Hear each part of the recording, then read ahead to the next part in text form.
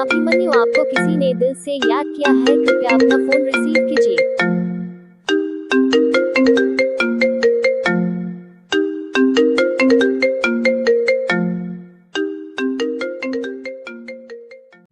ऐसे ही और रिंगटोन बनवाने के लिए अपना नाम कमेंट में ज़रूर लिखें। चैनल को सब्सक्राइब जरूर करें।